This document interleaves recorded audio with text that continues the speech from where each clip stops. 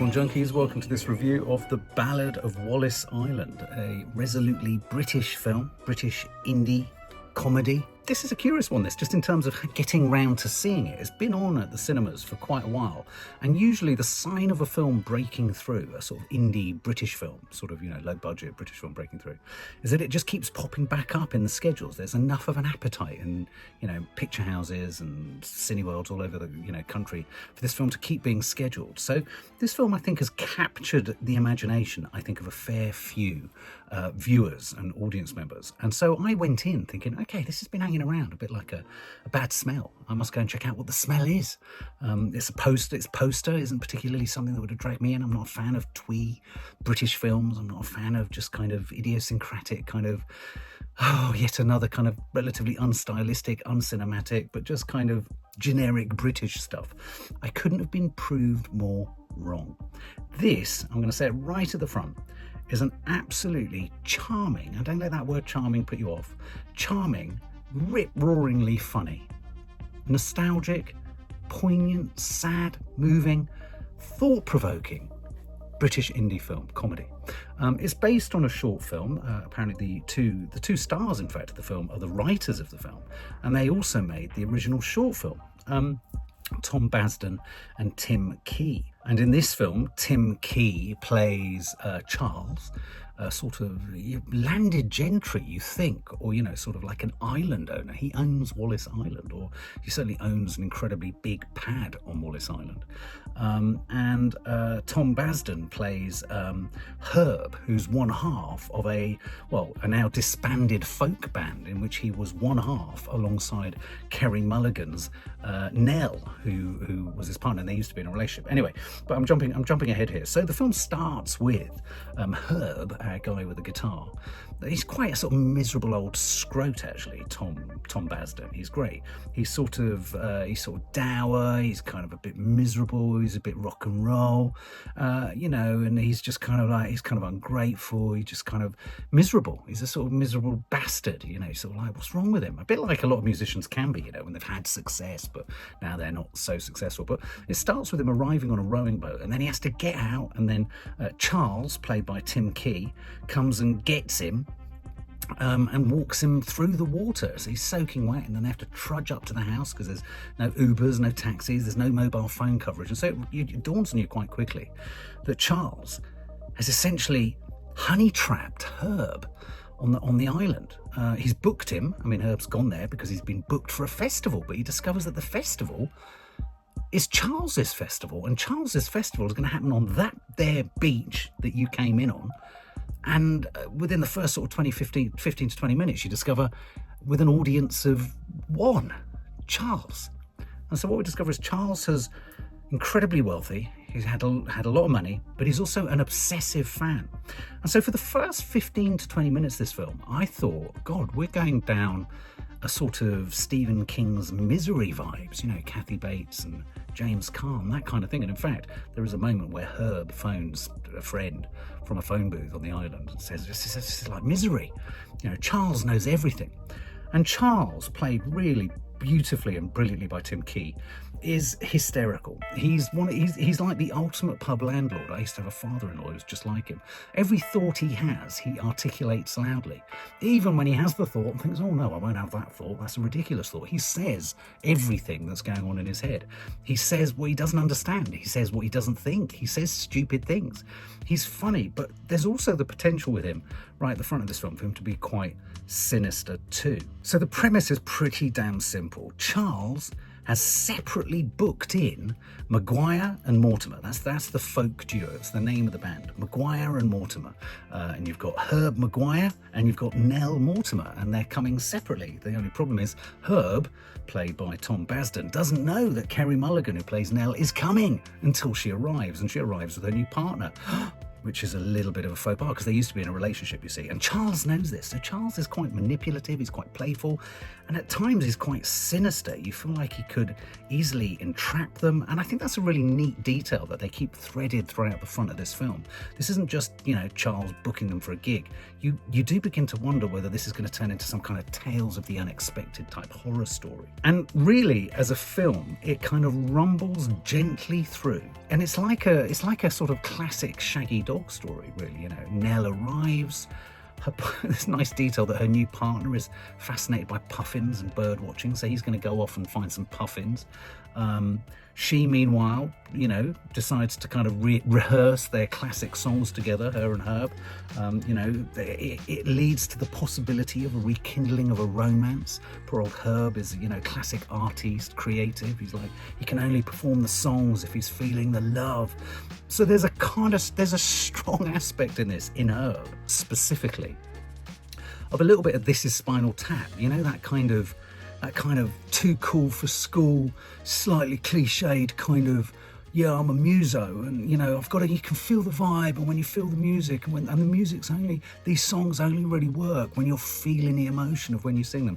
Herb's very good, Herb's character is very good, Tom Basden, at carrying that sort of, that dour, dark muso pretentiousness, which is just a really nice fleck. And really, there are times in this where it all, the sinisterness of it feels like it could sometimes tiptoe towards that sort of Inside Number 9 type thing. It's got that kind of feel to it, where it could be that sort of curious, odd horror in there. And Charles carries that, the character of Charles carries the possibility for, stalker. He's a stalker.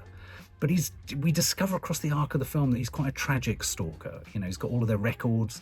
At one point he says he's got a lock of her hair, Nell's hair. She looks shocked and horrified. But what's great about Carrie Mulligan, she's not as horrified by him as, say, Herb is, or we as the audience are. She gets to grips with him quite quickly, and she finds him quite sort of sweet and unthreatening. I found him threatening from the get-go, Charles, but in a sort of really frighteningly cheerful and kind of breezy fashion. So it's delivered you a little bit of a haunting prospect of kind of quirky, weird, perverted kind of strangeness in the form of Charles and his obsession. You've then got the kind of comedy element that kind of creeps in. And when I say comedy, I would describe this almost as a new Local Hero. Does anyone remember that film, Local Hero? Brilliant film. Light comedy set on the island, sort of northern outreaches of Scotland, or an island off Scotland, I can't remember exactly where. It was sort of the back of nowhere. There was just a phone box, and it was a beautiful film, very atmospheric, very evocative, a real cult classic. This is a local hero for our times. And to that extent, what threads into this is loss. This also becomes a film with a huge amount of melancholia in there. Charles he's won the lottery twice. I mean, there's some really neat, surreal narrative touches like, I won the lottery, and then, well, if you spent all your money, how did you get more money? And the camera moves across to his lottery ticket on the wall and goes, I won it again. Utterly unbelievable, but utterly brilliant to throw it into the story. He talks about the fact that we discover that he's lost his wife, which then lends itself to the longing and the belonging that he's seeking from the music and bringing them together. And then in Herb, he's longing for that relationship again with Carrie Mulligan's character. Carrie Mulligan, I have to say, is beautifully nuanced. She always bangs in such brilliant performances. She brings real authenticity. She's often shot an extraordinary close-up. She's intense and granular and real and open. She's such an open performer. I just love the performances she delivers. And so you really kind of a yearning for her to reconnect with her, but also she gives us the news that she's pregnant with her new partner who's gone off to go looking for puffins. And so there's that unrequited love aspect. There's that frustration that they couldn't make it work when they were previously together. You've then got Herb's kind of own personal creative aspirations, he's lost. He's pursuing a solo career. There's a really funny scene where he gets Carrie Mulligan, essentially his ex, to look at the photo shoot for his new album cover for his solo album. And it looks awful. He's got kind of white veneers in, and they've photoshopped it. And he realizes that actually he's selling his soul to the devil. So there's a whole thing in here about what makes a good artist, what makes a good musician, when are you most authentic to your craft and all of that kind of stuff. And then you've got a nice, neat local hero-esque narrative going where Charles, you know, there's a woman who works in the local shop. She's a bit of a kind of stereotype, you know, she doesn't really know anything of the world. What's this Instagram thing? But she's young, she's pretty. A romance could be there between her and Charles. And as the arc of the film moves along, we move towards the festival, the big festival that's been booked on the beach. The reason that Herb and Nell were brought here, what are they called? McGyver and McGwyer and Mortimer, the reason they were booked was for the gig on the beach, the festival, with an audience of 1. But now the audience could be an audience of 2, because who knows, Charles may have found his love. I watched this film with an enormous smile across my face all the way through. It was brilliant at just pressing down the kind of gas pedal on the kind of sinisterness, the loneliness, the lonerness of Charles's character. I mean, Tim Key is just absolutely sensational. I mean, I can't get enough of him. I could just watch him for hours. I think he's been in, you'll recognise him from other films. Tom Basden as Herb McGwyer, he was great. He was just dour, he was broken, he was kind of like, you know, miserable, but kind of worthy, and kind of, you sort of think, oh, for fuck's sake, you know, cheer up, what's wrong with you? Lots and lots of nice details, like the room that he's put in for this festival, you know. It's got a broken tap that doesn't stop running, so you sort of think, fucking hell.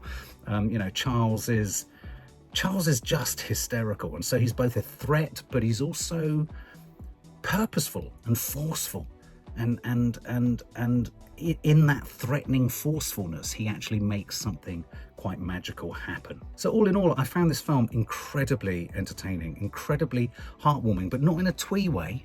Not in a kind of, oh, it's all really saccharine and I feel lovely. It was kind of awkward. It was kind of embarrassing. It's a real film about loneliness. I think all 3 characters really, well, in fact, all 4 characters, all 5 characters are lonely. I mean, you've got the loneliness of Charles, which is the most obvious, and he's booked in these 2 to come and perform. You've got the loneliness of Herb, especially now that his band has split. He's pursuing a solo career, and he's obviously got unrequited love for Carrie. Carrie's lonely. Nell, played by Carrie Mulligan, she's lonely too, though she's got a partner and she's pregnant. You can see that she obviously didn't want the relationship to end when it did previously. Her new partner, who's gone puffin watching, might not realise he's lonely, but he kind of is, because really she still holds a flame for, holds a light for Herb. And then even the woman in the corner shop, she's lonely all the way through it. It's just her and her son upstairs. And so this is a film about loneliness. It's about different types of loneliness, and it's about different ways in which that loneliness is resolved, right down to a brilliantly protracted scene on the beach of Herb performing number after number after number. I loved this film. I loved its pace, I loved its rhythm, I loved its tone, I loved every performance. I smiled, I laughed, I was slightly worried.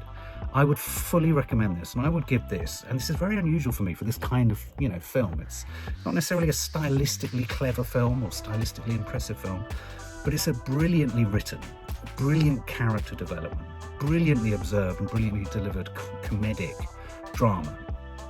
I would give this a massive thumping 98 out of 100.